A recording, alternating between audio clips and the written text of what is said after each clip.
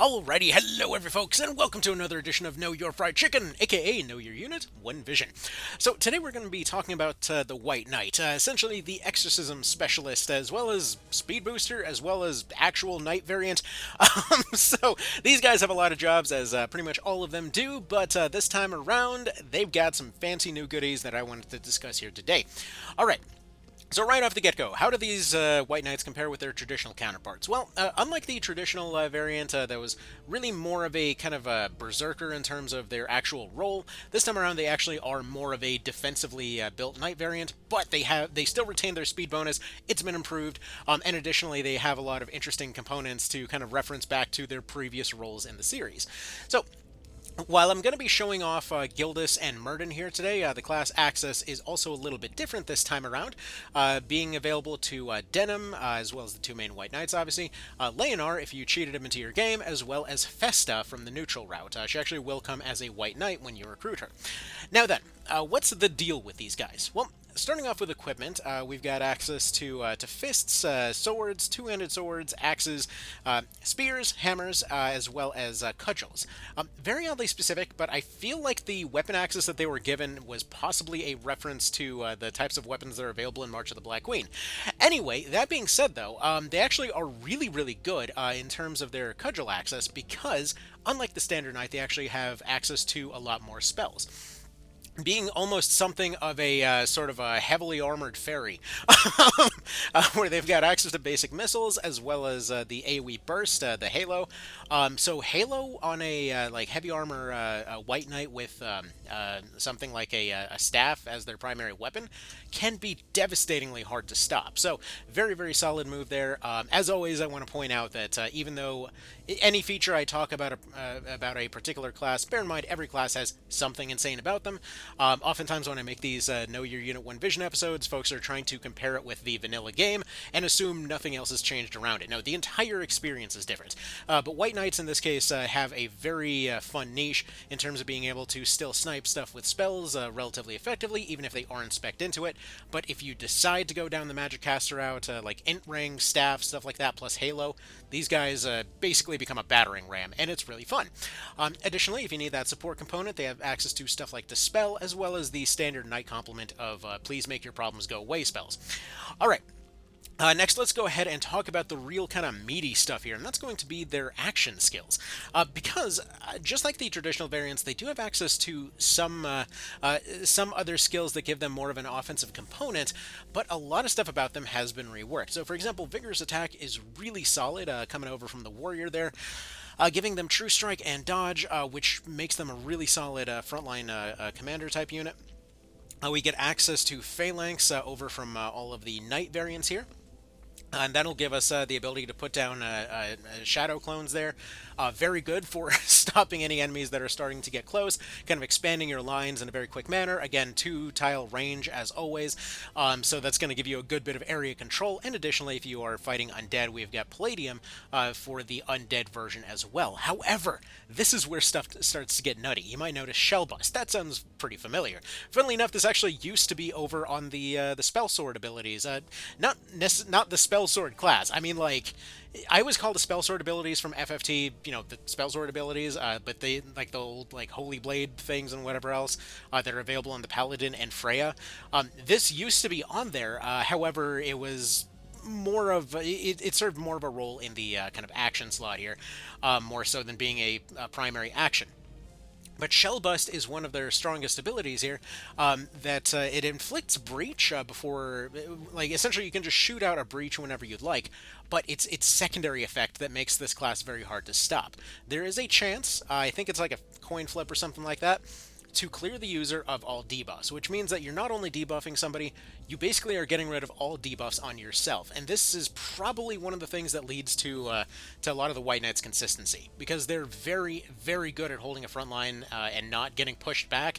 And Shellbust is probably one of the reasons why. Knights oftentimes get completely battered down by debuffs. It's why a lot of their spell access involves getting rid of those debuffs, and Shellbust basically allows them to say, you know what, fuck that guy, also I'm out of here. It's great. It's a really, really solid ability. It doesn't do its debuff clearing thing every time, but it is really, really strong. Okay, next is going to be Fervor, another great ability on their list, which basically allows them to instantly exercise an undead as well as gaining Quicken. So this is very, very strong for maps like, let's say, the Cressida map and whatnot. You might have seen the video on that not that long ago. But this, combined with something like the side-graded one-handed hammers, is like it's just devastating on any undead maps. So for example, I have him right now. Gildas is permanently running that setup. I have this thing that's totally not the Dragon Mace from RuneScape. That's basically just deleting something undead. He instantly exercises it and then immediately gets his speed bonus from there, right? So really great move. One of the things that's completely unique to them. Now, again, this combines really well with the hammer because normally this skill is extremely expensive at 60 TP, but considering you're probably dealing like 200 to 300 with that hammer before buffs, like you're basically generating all that TP instantly. So yeah, great combo there. But if you thought they lost their old velocity shift, oh no, they still have that too, and it's been improved. So Time of Need this time around is not simply a speed boost; it's actually a healing move as well. So for example, if you are surrounded by allied units, or if you have somebody that's, for example, injured and needs to get out of there, or just was in a bad position, Time of Need allows you to instantly go up to that small area, heal them for as much TP as you spent, improve their own RT cost, or sorry, their own RT counter by the amount that you spent, more or less giving them a, if not instant turn, very close to instant turn right off the bat. So extremely strong ability there. It's 50 TP and up, but it will use your entire bar. But it allows them to very effectively kind of evac units nearby them. So very strong skill there. Okay, and then aside from that, we've got, lastly, we've got a few other of the kind of obvious ones here. So Instill Light, just add extra light attack to your weapons, improves your ability to, let's say, use counterattacks to train your Augment Light skill and things like that. So pretty useful stuff there. In general, I would say I don't typically run this on them because they're usually good enough without it. But if you are running full divine, or if you are looking to, let's say, get a bit of extra damage when you're using your like spellcaster type of build or something like that, it can work pretty well. Or if you're using a heavy weapon, it can give them that little bit extra since Instill is roughly a 15% bonus. Either way, it's there if you want it. Same thing with Opportunist, allows them to essentially use their action turn to burst through a rampart aura. Situational, but useful. Same thing with Absorb MP, if you happen to be running that casting variant and you want to run some of the heavier missiles. Absorb MP allows you to steal MP from somebody else, or if you were using them to attack a caster and wanted to disable them for a turn, it's a really good way to potentially shut down enemy healers and such. Then we've got our standard selection of wards as well as a recruit. And on top of that, we can then move on to our passive stuff. So we already talked about the weapons. Augments are something everybody has. Racial-wise, they actually have a huge variety of different racial skills available to them. Pretty much everything but anatomy, I believe. Parry, deflect, and overpower, as you'd expect. Due to their equipment, they're very good at using these two skills. Rampart Aura, counter hit, both going up to their maximum ranks, I believe. Bash and Clarity, Efficacy, Jump, Wade, Sanctuary, Steadfast. They get access to one rank of Field Alchemy and no more, which is enough to, for example, use something like Ginseng to be able to just go use Time of Need instantly. We get a TP boost, and then we also have Tactician. And then from there, we also get our Divine Magic. So to that end, we're just going to go ahead and throw them in a fight here real quick to show some of the stuff that they can do. Because, yeah, they're really good against a lot of different things. They're a great potential generalist in some cases, great, potential anti-undead unit in other cases, and I also went to the completely wrong map. So I think we're going to go ahead and just ignore that happened real quick and go to the correct map real quick. Now we're in an actual zombie map because, when you're trying to show off your anti-undead unit, it probably helps to, actually have some undead units there, huh? So with that said, let's go ahead and talk about some synergies and things when it comes to the White Knight, how they perform and stuff like that. So they're one of those units that you can safely put into just about any party. Their skill set, especially with their kind of speed boost and heal at the same time, is really good at just, again, almost any purpose. Whether you wanted to use something like a ginseng plus time of need to repeatedly boost your ranged units, whether you wanted to use that to give yourself some faster recovery, just the sheer pivot potential of what they do is really really strong. Not to mention the fact that if there are undead units, effectively they can just speed boost themselves. So it's kind of like a situational speed star. Where if there's an undead unit, they now have become faster. It's very, very handy, and again, combines exceptionally well with something like this hammer here, wherein more often than not, they will just be able to completely crush stuff in their way, and then immediately kind of get back to it. So, for example, right now he is afflicted by, well, divine averse, more or less. So we'll go ahead and try to use this over here. 86% chance of success. If you give them some good accuracy, I believe is what that scale is off of, they'll pretty much always end up landing that particular ability. But either way, it's a very, very strong move. Obviously, Breach is pretty darn handy a good chunk of the time, so normally that's something that you want to have on hand anyway. And honestly, that by itself would be worth keeping a skill slot, because there are those times that you wish that you could spend a few more TP to be able to hit just that little bit harder, And then sure enough, then they just show up and they're like, no, what if I did that but also got rid of all my debuffs at the same time? How would that feel? So either way, very strong stuff. Let's go ahead and probably first aid her out of that situation. Nice little sales pitch for the Fusilier down the road. But anyway, again, pretty much good in just about any team. Their heavy armor axis means that they're pretty much always going to see some pretty nutty numbers, and they synergize really well with any kind of buff unit as well. So like you saw earlier with Fated Circle coming out of the Valkyrie, if you wanted to have them dedicate purely to just pure power, something like the Valkyrie could solve their accuracy issues no problem.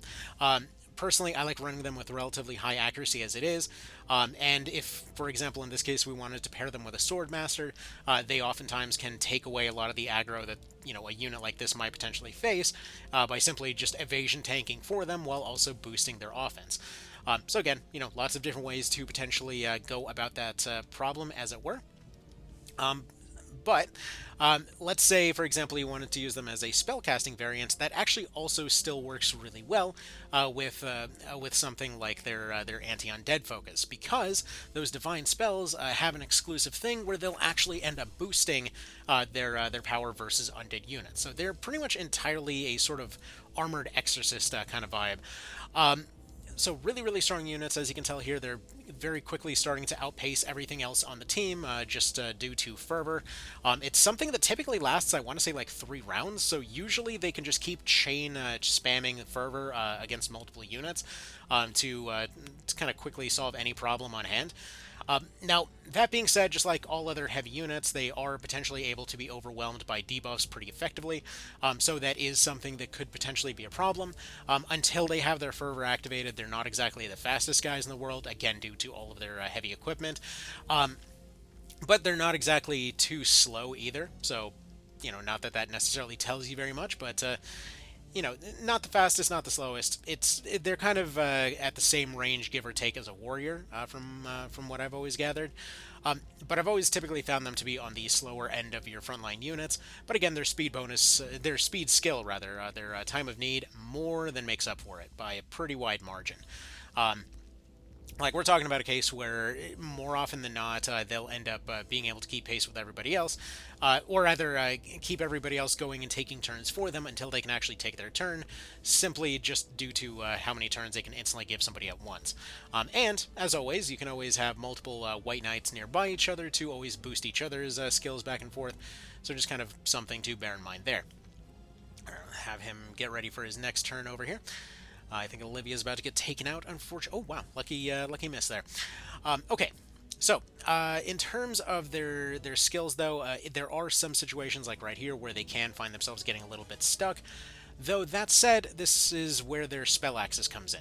Due to their higher damage, due to the whole divine thing here, we'll typically see that they're still able to be a reasonable threat to stuff nearby them, just because of the fact that they don't use their MP that often, even if they're, for example, like if they're a melee variant, they typically are going to not use MP that often, so they will have access to those more powerful spells until they can, for example, get out of something like a bind. Whereas, for example, with their if you did go for a kind of a spellcasting variant there, you'd find yourself in a position that potentially they end up having enough regeneration to make up for the relatively cheap spells that they use. Especially something like Halo is just really solid. I mean, Halo is not only cheap, it's typically right in their wheelhouse, being essentially being more or less melee magic, as it were. And additionally, will typically have a tendency to hit multiple targets nearby. So not only does it not hit friendly targets, it'll end up breaking enemy units there. Again, has a built-in damage bonus against certain things. So very, very practical type of attack there. Okay, so that said, let's go ahead and see about doing a little bit of something or other to this guy. Like, for comparison's sake, here's somebody that actually is more of a dedicated spellcaster here. And due to not having that damage bonus, they're just completely bouncing off. I mean, they're not necessarily as good in some cases, but still, like, let's see, her int is 120, his is 96. But due to that damage bonus, he's doing significantly more versus that ghost. So yeah, it's definitely no slouchy bonus that they get there. But that's also why the ghost is repeatedly trying to keep them in place. Like, please keep this scary thing away from me. Like, bearded man, too scary. Man, I'm really tempted to to redo or to do the thumbnail for this one. Is that like I have this scene from Resident Evil 1, except it's just him and his mace. But yeah, dude, this mace setup absolutely crushes. I usually like running Mirrodin with spears and stuff also, but I have so many spear units in this particular playthrough that I just decided not to do that. But yeah, they are not exactly too great in terms of landing debuffs, though. Primarily, their debuffs are going to come from things like their weapon finishers. So, you know, also kind of bear that in mind. Let's go ahead and probably improve his accuracy a little bit, because why not? Let's see. So yeah, not exactly much of a debuff caster, but they do get things like, let's say, Shackle from your Thunder Beast off of your two-handers. You do get access to what do we got here? We got Mjolnir for just insane damage. We got short range fire explosion from Dying Sun. If you wanted those AoEs, Gaia Thunder is good for slowing stuff down. Tyrant's Fist is good for TP reset. But again, all of those are all well and nice. But also, you know, we can just go ahead and whack that guy for most of his bar. But this is also, again, one of those wonders of Shell Bust. Like right here, he just got hit with a ton of debuffs at once, and if it ends up landing, he just ends up shaking most of those off anyway. So hopefully we didn't see it that time. Dang it. It's going to be the one time that it doesn't trigger constantly. It's weird because whenever fights get insane, it feels like it triggers all the dang time, and this time around it's just like, no, I don't think so. Good stuff. You gotta love it. But yeah, I would say, again, the odds feel like a coin flip, give or take, that it'll get rid of all of your debuffs. And again, that does mean all. It doesn't mean that there's some specific subset of them. It's not a ease type situation. It means that it will just straight up delete all of that stuff for you. So that's all well and nice. Also, like I was saying before, if we wanted to have somebody take a much quicker turn, one of those tricks that you can use is just to pop a Ginseng, get your 50 TP, and then go ahead and just use your time of need right then and there. You know, he needs a little bit of a heal, he needs a little bit of a speed up, and there we go. Now his turn should be coming up relatively soonish, by which I mean apparently immediately. So we'll just go ahead and Fervor away this guy, as my screen randomly shuts off for reasons. Do we have enough? Yeah, we do actually. So we can go ahead and Fervor this guy, and then we can go ahead and probably Dying Sun over there on the Sleeping Tamer, as it were. Let's go ahead and go for one of these. Now, by comparison, let's see. So that does 118, not quite enough. I wonder if the Sun Spear would do. Nah, wouldn't be enough. Halo, on the other hand, is apparently bouncing off her. I wonder why. Yeah, sometimes the burst spells have some different stuff. Like, in most cases, oh, it's because of fear, right. It's, that's why. That makes sense. Okay, well, in that case, he's gonna just sit by right here and wait for his next turn to come up so that he can get rid of that fear. But yeah, stuff like, for example, your magic missiles and such would primarily be using your mental stats. You do have some physical component to those burst spells. I don't remember what it is. But yeah, that's another part of the reason that these guys are potentially bouncing these off for one reason or another.